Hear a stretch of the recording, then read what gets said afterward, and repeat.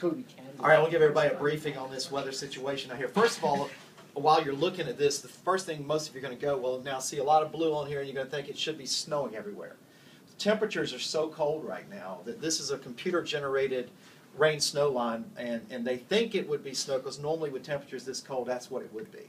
But we've got a warm layer about 5,000 to 6,000 feet off the ground that is melting the snow, and as it's falling back down, it's coming down as either sleet or freezing rain. This area that came through this morning is already in the eastern part of the state. That was the snow and some sleet that we had when we started. We're done with that now. This is going to remain as a freezing rain and sleet situation. It's going to be moving through here very quickly. So by the time we get to about 6 o'clock, these western counties are already going to be in the clear. And then shortly after, it's going to clear through the triad. So we've got just a few hours of this.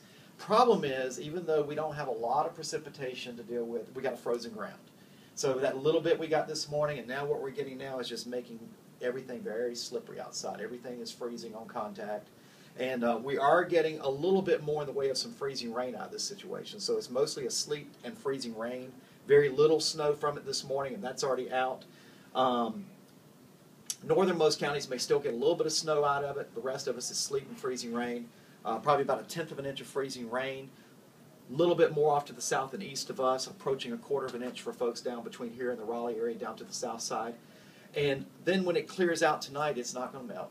It's not any melting coming up from below because the ground is cold now. So all night long, what's out there now that's slippery is going to stay slippery. Anybody that thinks about going out driving tonight might want to have second thoughts about it. If they do, got to go real slow.